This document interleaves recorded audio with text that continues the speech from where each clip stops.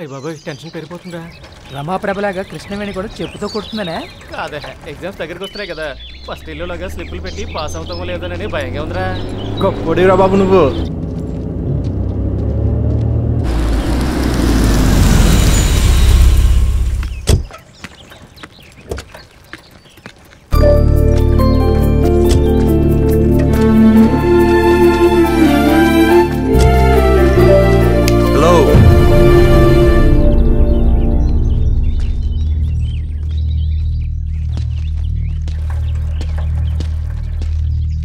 పైసా ఖర్చు లేదని I love you చెప్పావు. ప్రూవ్ చేయమనేసరికి లిమిట్స్ గుర్తొచ్చాయా? నచ్చావు. అది అలా తల దించుకొని ఉండడమే నాకు నచ్చుతుంది. 10th క్లాస్ 2 సార్లు తప్పావు, అది నా అకౌంట్లో వేసావు. ఇప్పుడు ఇంటర్ సెకండ్ ఇయర్. కనీసం ఇప్పుడైనా ఇవన్నీ మానేసి బుద్ధిగా చదువుకో, లేదంటే 10th జరిగిందే మళ్ళీ రిపీట్ అవుద్ది.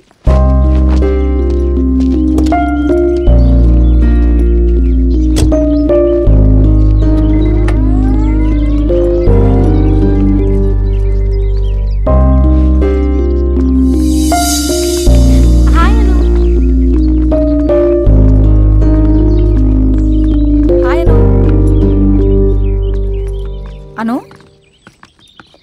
అను ఏమైంది? ఫాల్తు కొడుకులు చూసావా ఎంత తెగించారో? అబ్బాయిలు అంతే.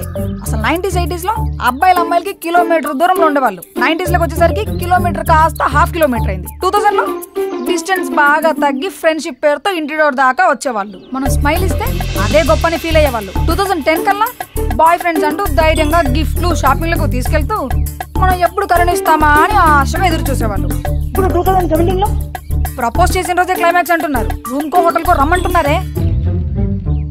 ఏంటే ఫ్రీడమ్ టైం నుంచి ఉన్నట్టు అంత క్లియర్గా చెప్తున్నావు?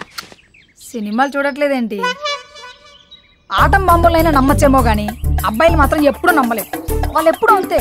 వాళ్ళకెప్పుడు మనం టెంపుల్ రన్ గేమ్లా వెళ్తున్న కొద్దీ ఏదో ఉంది అన్నట్లు ఉండాలి. వాళ్ళని అలా ట్రై చేయిస్తూనే ఉండాలి. Be careful. Don't believe boys.